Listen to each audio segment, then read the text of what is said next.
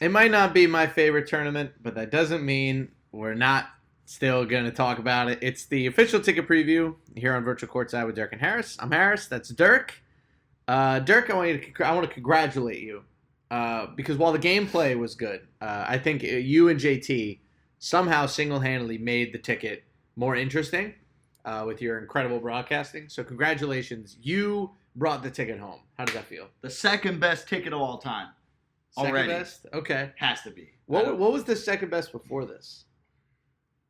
Because from my perspective, they all stink. I want to honestly, before we get into this, I have to put it out there. Season 1 and Season 2 tickets didn't suck because those were real tournaments. Yes, the Season 2 ticket was a great tournament. Yeah.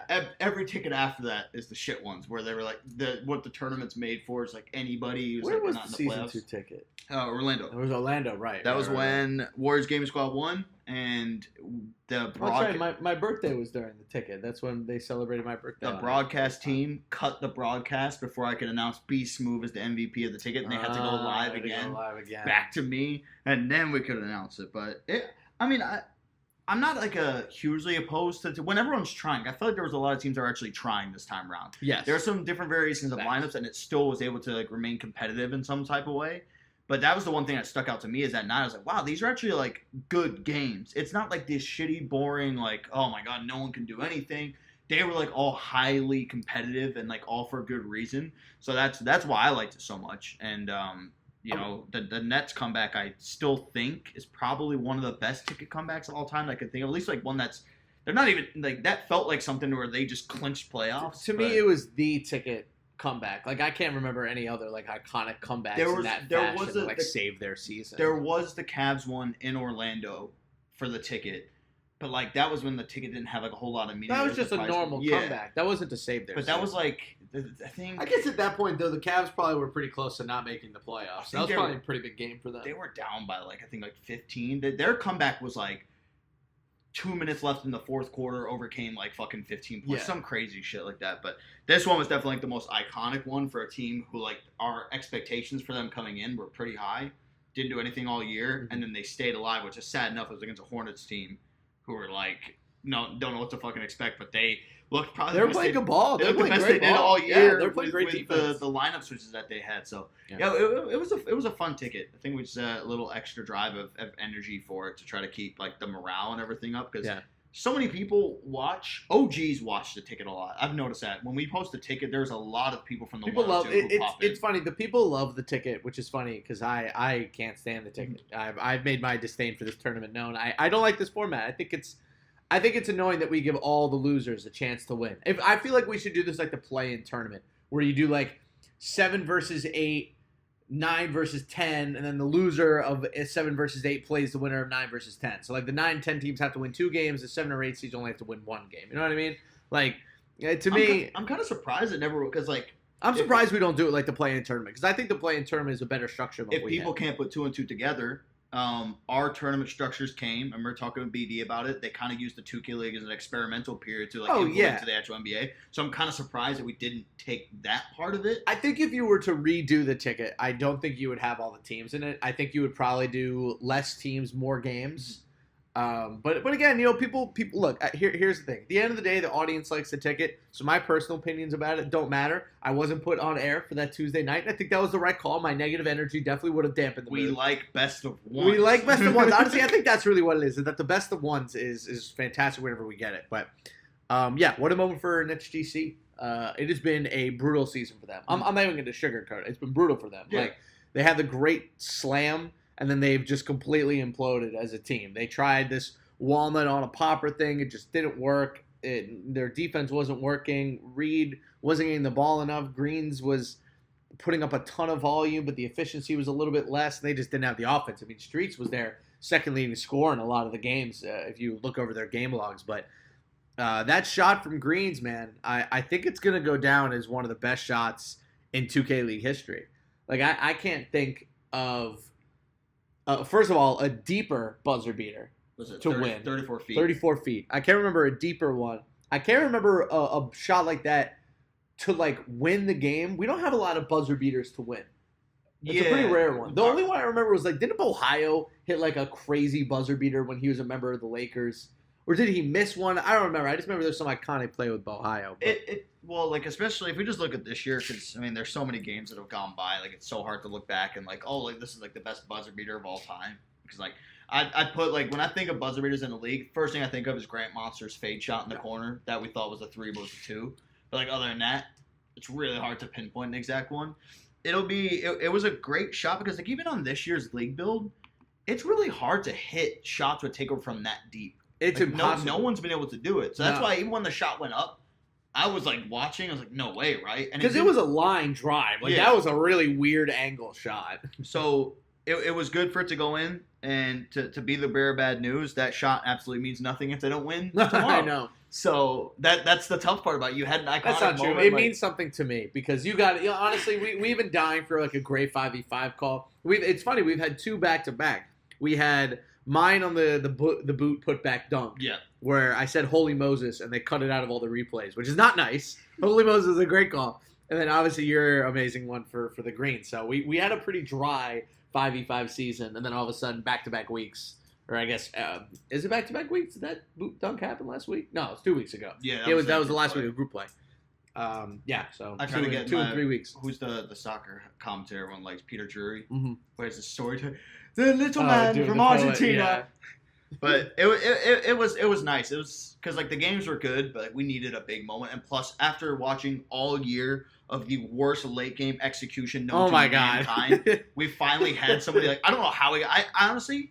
I watched it back just selfishly enough for the commentary. I haven't really looked at the play. But like I sit there, I'm like, how the fuck did he get open up top? They set the double screen at the top. One of the guys got caught on Walnut's left elbow. I don't even think Fluke Lock got hit by, or it was a big saying, I think he had to switch. One of them didn't even get hit by the screen, but they didn't realize what was happening until it was too late, and they still had to go around the screen. And by that time, Greens was wide open, and he nailed it. Yeah. So it was an amazing shot. I mean, it's kind of one of those things where you have to rewatch it and realize, like, man, there are like 3 dudes in the whole world who can hit that shot in that spot. And of course, Greens has the ball with Pat. Well, honestly, when the shot went up, I didn't think it was going to make it just because the tracker could We've seen guys, shoot those and they're bricks every time. So I was like, okay, we're going to go to a fucking overtime and get buckled in. But then when it went in, that's like what I don't think people get. Like, those are all genuine reactions. And plus, we're a little delayed, so it sounds a little funky to it because, like, the ball will be in, and then, like, 2 seconds later, then we're like, oh, my God. There wasn't as bad of a delay on that one because mostly it helped because JT, in the middle of the shot, started screaming Greens because it's almost as if JT knew that was going in, which is hilarious because he has been on such a cold streak guessing what's a green and what's not. So that was a funny moment. It was a great shot. It was a great call. Everybody wanted to go to a live listening during that moment. Guys, you got to understand something, okay?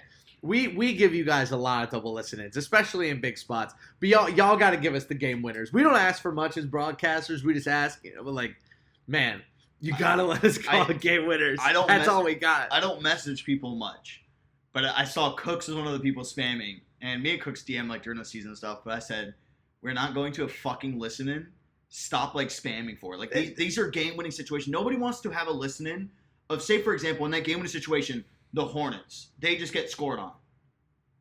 Cool. The Hornets audio sometimes listens out of whack. Nets GC's audio listens suck because they don't wear headsets. They have one mic set up, so we wouldn't be able to fucking hear anything. Yep. So like, bro, that's like the commentary dream. It's a game-winning shot. Would you want to fucking say, fuck Kevin Harlan, fuck my brain, we're going to mic up fucking Luka Doncic while a game-winning shot's about to go? No, you don't give a fuck with it. Yeah! The context a little bit different, but for me, it's like, I don't know, what are we, like, it was obviously the big debate on Twitter when people were, I was debating with people about, like, the more listen-ins and stuff, and they were like, oh, you guys should be there for, like, halftime, quarter breaks, and timeouts, and it's like, okay, well, like, then we're not broadcasting, we're just like co-streaming.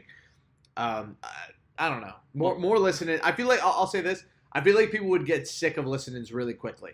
I've listened to full games where it's just listenings, and the mic quality is so bad that eventually you have to turn it off. There's a reason why across the esports landscape, since esports it's also not competitively fair because you're going to get one team's comms more than the other, and it gives out too much strategy. I don't love it. That's the thing. If you look at esports over the 20 plus years esports has been around, some of the biggest leagues, There's Call of Duty. People are like, we just want a permanent listening channel, and it's never been done for specific reasons. It's a liability with sponsorships if you're just having that represented 24/7. That's even why when we go into one, we have to cut out of it when certain things are being said. Yeah.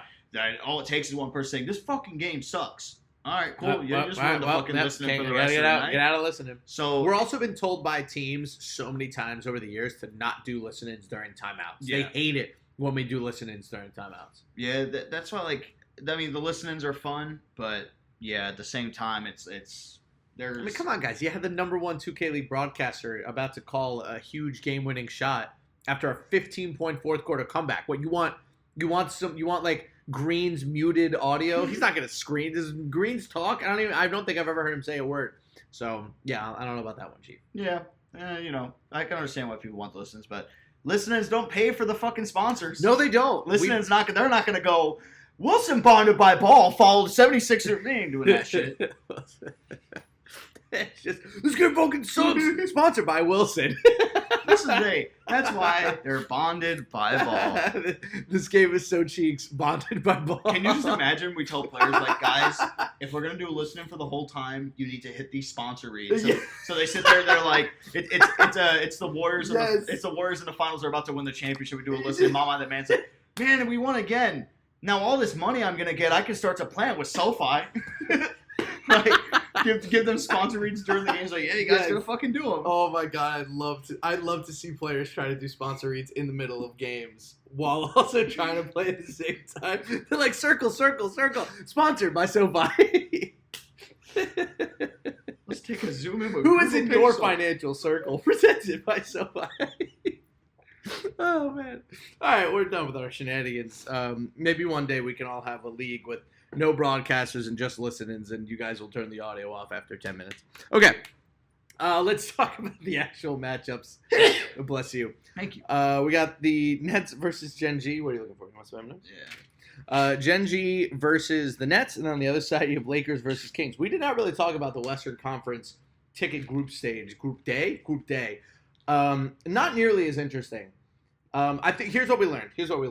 We learned A, good God Almighty, that Mavs offense the last 2 years has been horrible, like genuinely awful.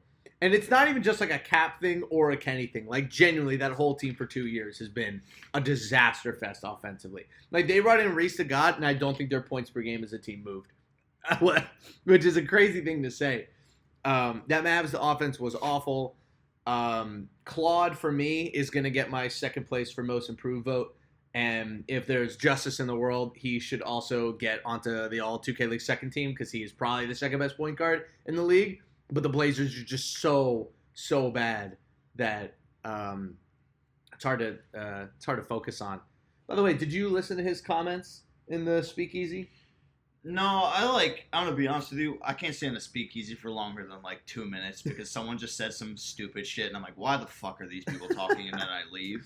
So that's how my speakeasy experience You goes. miss Claude completely outing the Blazer 5 Gaming front office. Like, completely. Left Joe out of it. He said that Joe's not part of it. But he really put Mickey on blast.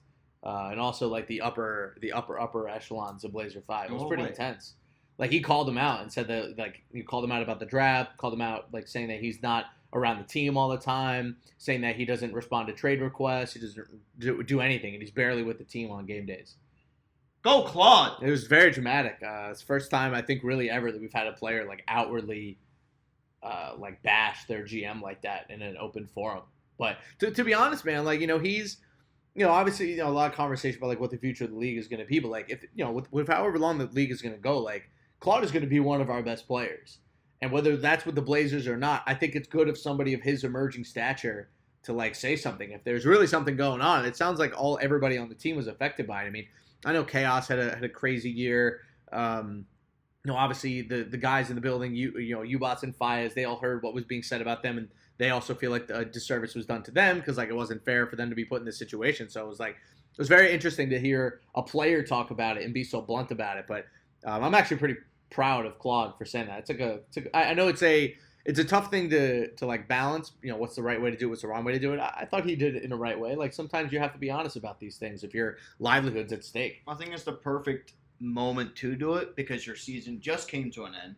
So everything is going to be fresh, and all your frustrations are going to be actively in the mix. He has also, again, genuinely had an unbelievable season, and I can totally feel how he's probably sitting around being like, well, that was a waste. Yeah. And he was, like, genuinely, I think he was top 2, top 3 point guard in the league this year. He I mean, if they had a better team, they're a playoff team for sure with him. It's just like, to me, it makes no sense, because when you go back to draft night, of like, how can you draft so poorly when the league continues to just get more and more and more competitive, but like make an idiotic choice like that? I think so what he said was that Mickey wasn't even the one doing a lot of the drafting, and that it was the player personnel guys of the Blazers who were drafting. And so here's an idea. That's even more fucking stupid. So here's my idea. So here's I was talking to a couple people about this, and here's our idea. The idea is that, remember a couple years ago during Mickey's first year where they had the whole gambling scandal? Yeah. The whole team had to get suspended.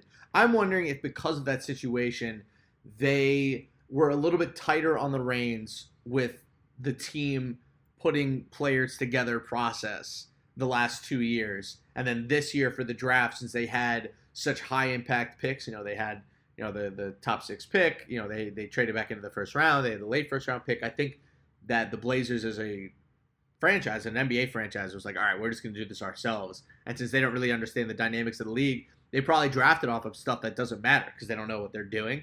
And they ended up putting together one of the worst teams ever. I don't even know how much Mickey had to do with it, to be honest with you. That's the crazy part. I have a phenomenal idea. Yes. For I don't care if it's the higher ups of the Blazers organization or whoever it may be. Yes. You had a fucking coach of the year candidate. A guy that was with the team 24/7 and knows community like anybody else. They're idiots that decide, we'll fucking go off of draft interviews and stats from the fucking combine. I guarantee that's what it was. It's always all these people who don't know. People love combine stats. I think combine stats are a really fun historical little thing, but I would never draft off of them. And like that's the issue, is that one, Joe should have been hired back and been actively involved in that whole process. The fact that they bullshitted him around for as long as they did, and then finally ended up bringing him on, to where even then we're like, fuck, do we call him Coach Joe, or is he like team manager? Yeah. Like that is the dumbest shit in the world. And like it just goes to show, like, the criticism is warranted for the dumb decisions that they made, and everything came around. It wasn't one of these glory stories of like, oh my god, this team that had nothing and they didn't know how to draft, they fucking made the playoffs. Whoa, no, it was literally shit, only bright part fucking flaw. And again, what annoys me the most is that if you look over their draft, there was a very easy way for them to come out of this draft with like a fully competent team, especially with the season that they are getting from Claude. I mean, if you take Claude and you kind of mix this team around a bit, because they need a lockdown, a shooting guard, and a center. There are a lot of those in the draft this year. Maybe we'll do an offseason redraft of the Blazers and see if we can put a better team together. All they need to do is just fucking draft follow. Yeah, that was That's really all that they easy. Fucking needed. It was really that simple. We didn't get to see U-Bots at shooting guard, so it's kind of hard to judge. But I probably would have liked to see U-Bots over I Faiz think with anyway, the season that Claude just had, U-Bots actually would have been a pretty good fit for them at the 2-guard spot. And even if they don't take follow that high, I mean, I think Kick was off the board as well. But like, there were just dudes out there that they could have gotten that would have been a decent fit, and it just didn't work out. And the Blazers season is done, and it is. I guess now that we're done with that digression, Kings, Lakers. What's your pick? Who do you got? Who you got winning? Okay. Let's go, LA. Oh God. Let's go, Lakers. I don't believe that they should be vindicated for their bad season with the ticket win. No, but like, it makes me mad. See, this is what I'm talking about. Why I think the ticket is bad sometimes. This Lakers team has no business. Are they the only 20-point team that's still left?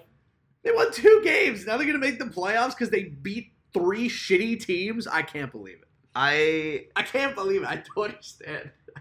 So this is what's tough about the ticket, because the Hornets had one of the worst point differentials in league history this year, and they were like a game and a half away from making the playoffs. Here's always the toughest part about this, right? We can judge it off remote, but then you have to look at all of these teams have been so bad all year. We haven't seen them on stage, so now you have to add in this dynamic of playing there. Well, the Lakers have been on stage. They won a title. But that's for 3v3. So it's a completely different story.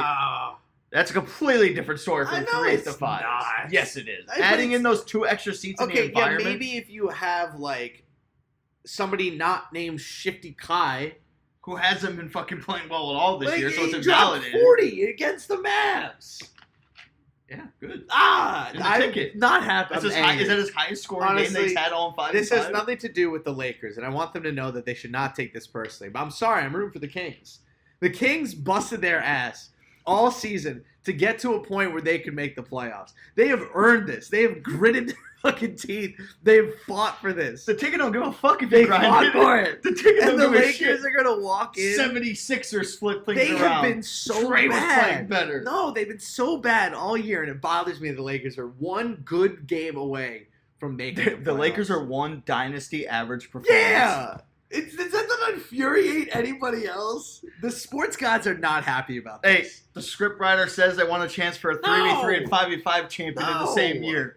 Who's the 3 seed in the East? It would be the Pistons, right? It would be Pistons, Lakers. Pistons take the ticket. Jeez. Pissed me off. Anyway, I'm going with the Kings just because I think the Kings are actually better. And they grinded harder. Yeah. They wanted it more. So what was the final lineup LA ran for the ticket? I think it was Dynasty, Kai, Trelly, VC, Crazy. I think what it was. I think they went back to their original lineup. So mad. I can't stand this tournament. All right, let's talk about the East. Genji versus Nets. I feel like everybody that I've talked to is like actively pulling for the Nets to win, which means that I think Genji is going to win. But I still want the Nets to win, mostly because I think all 2K League playoffs are more interesting with Greens and Walnut in it. And the East not having Greens and Walnut in it, I think is just boring. And, like, no offense to this Gen G team, but, like, I'd rather have the Greens and Walnut combo go up against the Celtics in the 3-6. I think if Gen G goes up against the Celtics, they're going to get their absolute faces pounded in. But if the Nets go up against them with, like, the new way they're playing with Walnut and Greens is playing a little bit better, at least he had 2 really good games in the ticket, I think it's just going to be a little bit more of an inspiring playoffs, and that's what I want. If I can't get what I want out of this tournament, I at least want them to make the playoffs better, so I want the Nets. I think the Nets will take it, and that's because I've seen all these guys on stage play at a high level before. I still worry a lot with, obviously, return of DJ coming back to in-person play, where historically he has been awful. Who came up with this tournament, dude? I don't know, like... Well, obviously, the 2 games that we've seen, which I think is what JT would always set the boundary. Show me something for 2 games and I'll judge it. Like, show me some consistency. Yeah.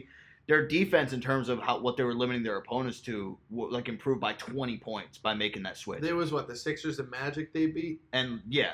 So, like, it improved. I still can't believe that Sixers team was bad, man. I still can't believe that they were that bad. Except they weren't. Like, they had a great team record all year. They just couldn't get over the hump. I just don't know if I believe in that boot and Jolo switch that much. I don't think Jolo is that good of an offensive center. Like, immediately, as soon as he got there, it was like, you could tell this guy hasn't jab stepped once this year. They're also going up against Greens and Walnut, whose pick and roll, even with him being on the popper this year, has been amazing. And, like, Walnut's still leading all centers in scoring. His field goal percentage is top 5. Like, he's having another vintage Walnut season.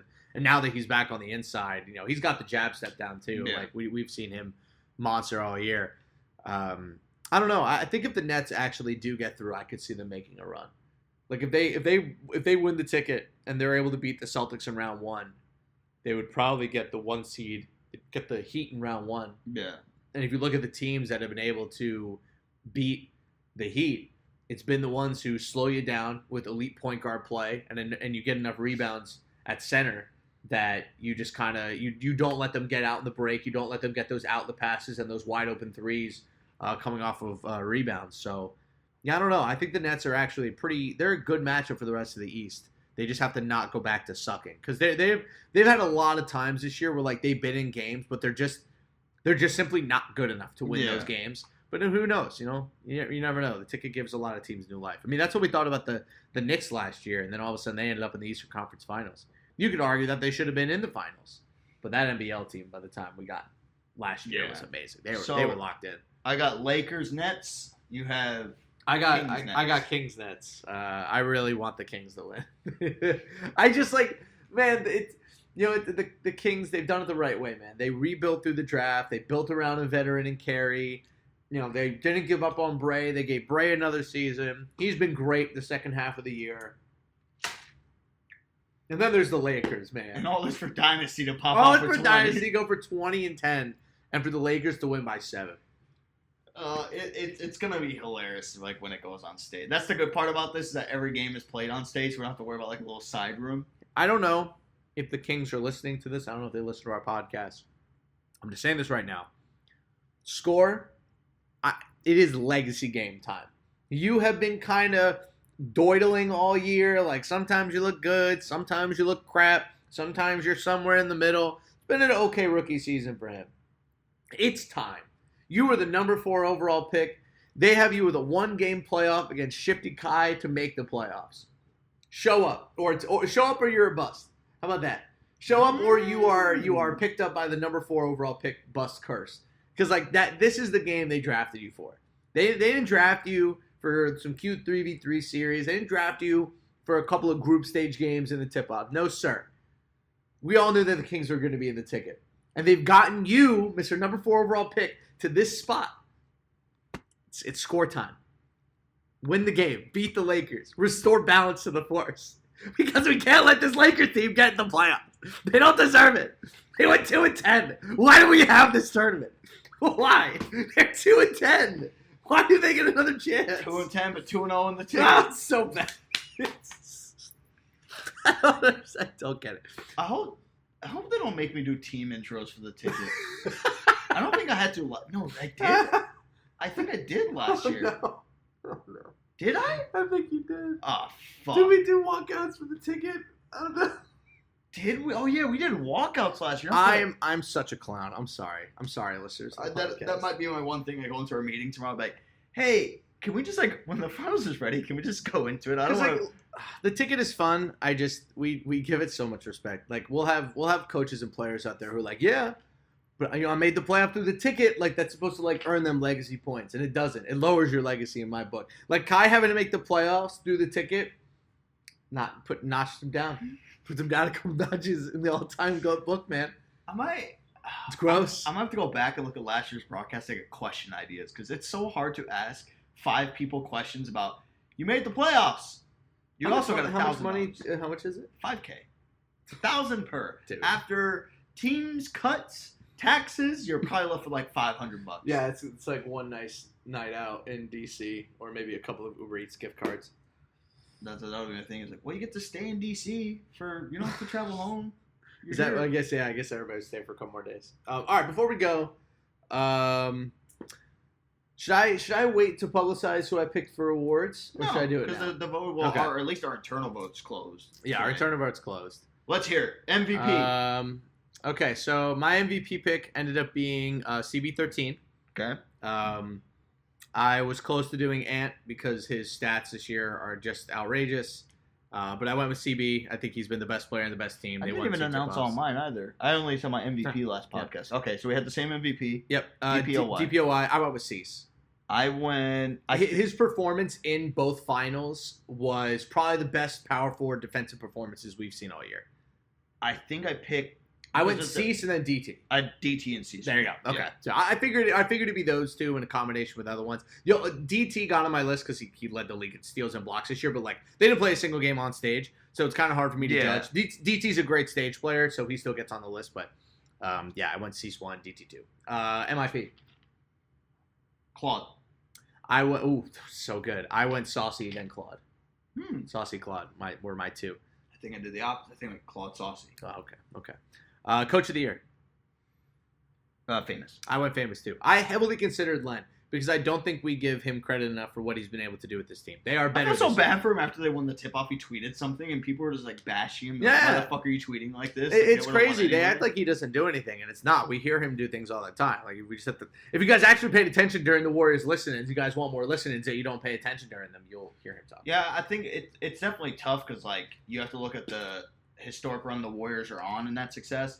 But it's so hard to judge coaching regardless. I'd more looked at it as the Heat have sucked every year since season 1. Yeah. And now that they fucking dominated, at least in the group stages and stuff. The Coach of the Year award for me has also taken form of Executive of the Year because a lot of these coaches are also the ones putting their team together.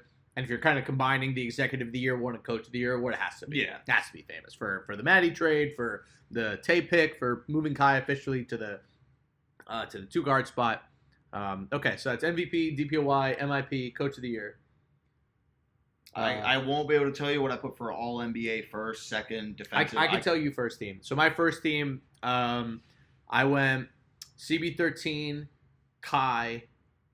CB13, Kai. Who's my lockdown? I think I actually went DT, Cease, Nay on my first team, and then I don't think we actually voted on the second team. It was defense team. Oh, okay. Defense had DT, Cease, and Nay. I gave Nay a defensive team spot. I think I put Saucy on my first team.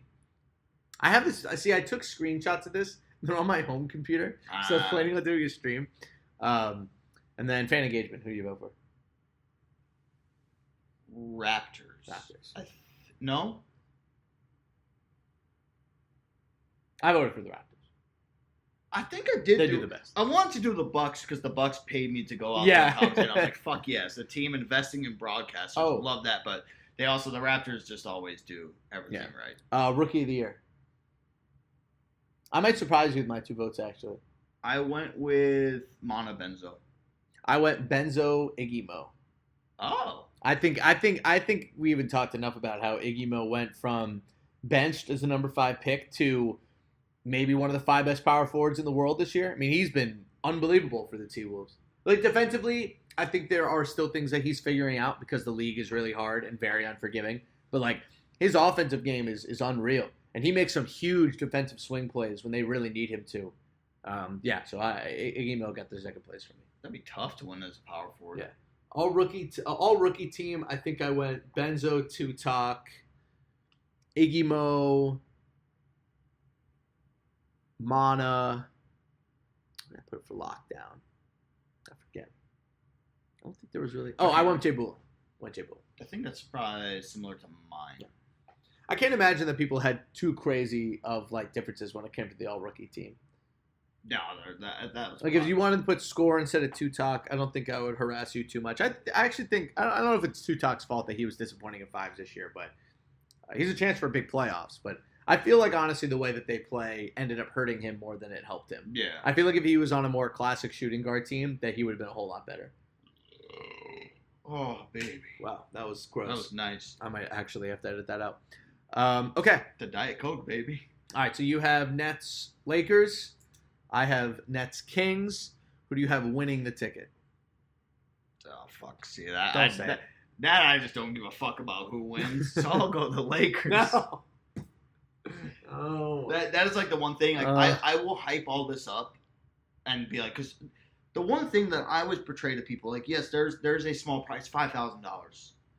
The one thing I always say is like, these guys aren't playing for that little fucking. I say little 5K. Like 5K would do good for me in life right now. But like, in retrospect, you just want to make the fucking playoffs. That's why I don't even think there should be a winner of the ticket. I think the 2 teams should make it in the tournament. Well, yeah, because the money that you get is the money you get from making the first round minimum of the playoffs, which 10K is like is the first round. 10K. So so they'll get 5. So they'll get a total of 15K. Yeah, it's 15K to win. So, but like, man, I don't know. I've How always much does first place get this year?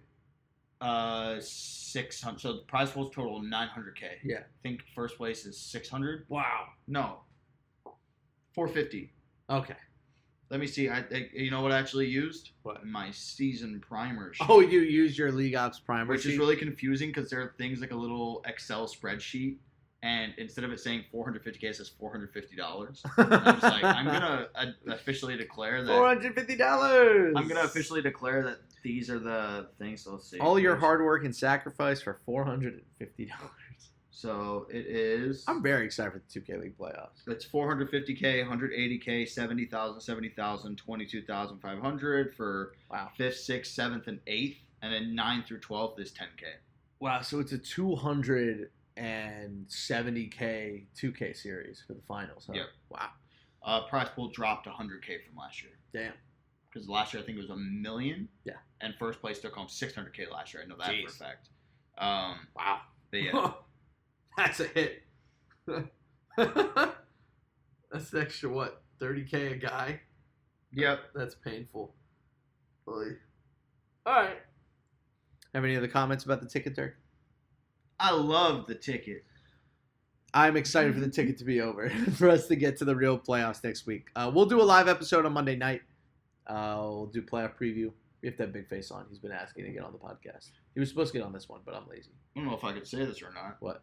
But I'm going to. The Raptors said for next week they have the North Code crew here. They said they want to come in and film us doing a lineup, like little snippets. Okay. So I have to sorry, Johnny, if you listen to this. I meant to message you back, but I completely forgot, but it just came into mind.